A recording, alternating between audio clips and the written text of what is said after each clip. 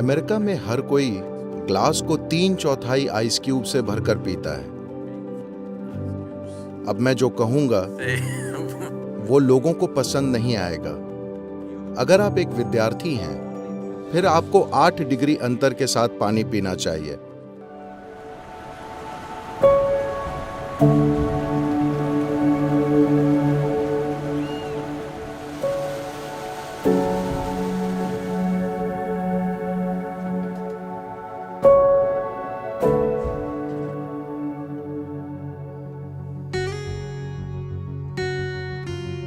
America में हर कोई glass को 3/4 आइस क्यूब से भरकर पीता है। अब मैं जो कहूंगा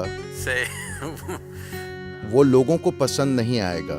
जब योगिक संस्कृति में अगर आप एक योगी हैं, अगर आप आंतरिक रूपांतरण के मार्ग पर हैं, आप अपने सिस्टम को संभावना के एक दूसरे आयाम में रूपांतरित करना चाहते हैं, फिर आप सिर्फ 4 डिग्री अधिक या कम तापमान वाला पानी पीते हैं। यानी आपके शरीर का सामान्य तापमान करीब 36 डिग्री सेंटीग्रेड होता है, तो आप 40 या 32 डिग्री तापमान तक का पानी पी सकते हैं। ये पानी पीने का बेहतरीन तरीका है। अगर आप एक विद्यार्थी हैं, यानी आप ज्ञान को ग्रहण करना चाहते हैं, आप रूपांतरण की खोज में नहीं हैं, आपको सिर्फ ज्ञान ग्रहण करने में दिलचस्पी है, फिर आपको 8 डिग्री अंतर के साथ पानी पीना चाहिए।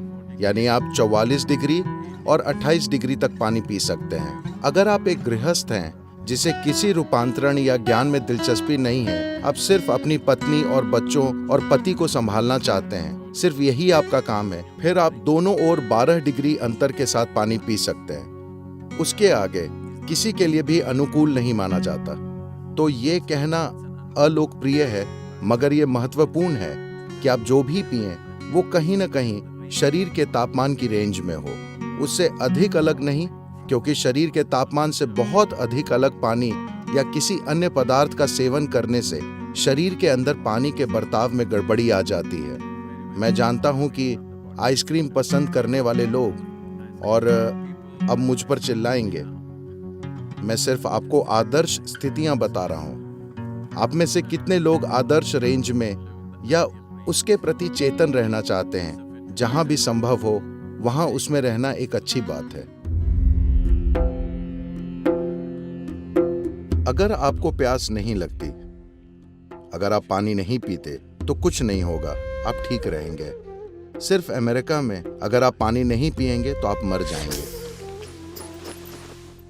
कहीं और लोग ऐसे ही पानी नहीं पीते। जब उन्हें प्यास लगती है तो वो पानी पीते हैं, वरना वे रेगिस्तान में भी ठीक रहते हैं। सिर्फ अमेरिका में ठंडे मौसम में हर कोई बोतल लेकर चलता है और लगातार घूंट भरता रहता है, क्योंकि मार्केटिंग मशीनों ने उन्हें ये यकीन दिला दिया है कि उन्हें ढेर सारा पानी पीना चाहिए। पानी का अत्यधिक सेवन, खासकर अगर उसे छोटे घूंटों में पिया जाए, शरीर सोख लेता है। जब वो सोखता है तो सोडियम का स्तर, जिसका संतुलन बहुत नाजुक होता है, वो कम हो जाएगा।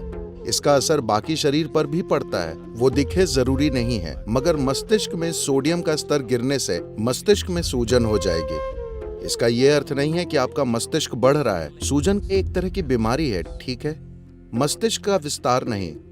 सोडियम तत्व की कमी के कारण उसमें सूजन आ जाती है। तो सोडियम की कमी के कारण मस्तिष्क में अधिक पानी चला जाता है, जो संतुलन रखने के लिए जरूरी सोडियम की आपूर्ति करने की कोशिश करता है। आपके मस्तिष्क में अधिक पानी का मतलब है कि आप अव्यवस्थित हो जाएंगे, मनोवैज्ञानिक असंतुलन आ जाएगा। देखिए, अगर आप एक बार में ढेर सारा पानी पीते हैं तो शरीर तय कर लेगा कि कितना सोखना है, कितना बाहर फेंकना है। लेकिन अगर आप दिन भर घूंट भरते रहेंगे तो शरीर एक प्रकार से भ्रमित हो जाता है और जरूरत से अधिक पानी सोख लेता है। लेकिन मान लीजिए अभी आप 2 लीटर पानी पीते हैं, वो सारा शरीर में नहीं जाने वाला। जितनी जरूरत होगी वो ले लेगा, बाकी बाहर फेंक देगा। किसी को सिर्फ इसलिए पानी पीने की जरूरत नहीं है क्योंकि आपको लगता है कि ऐसा करना अच्छी चीज है। जब आपको प्यास लगे तो आपको पानी पीना चाहिए। ये पक्का करने के लिए आप पर्याप्त पानी पी रहे हैं, आप उससे 10% अधिक पीजिए, जितने की आपको जरूरत है। 1-2 कप ज्यादा, सिर्फ ये पक्का करने के लिए कि आप कम नहीं पी रहे। साथ ही जब आपको पानी की जरूरत है, जब आपको प्यास लगी है, अगर आप नहीं पीते तो ये आपके शरीर को नुकसान पहुंचाएगा। जब जरूरत पड़ने पर पानी शरीर में नहीं पहुंचता तो दिल को भारी नुकसान होता है। लेकिन जब मैं पानी कहता हूं तो ये सिर्फ द्रव के रूप में पानी पीना नहीं है। आपको अधिक पानी वाले खाद्य पदार्थ खाना चाहिए।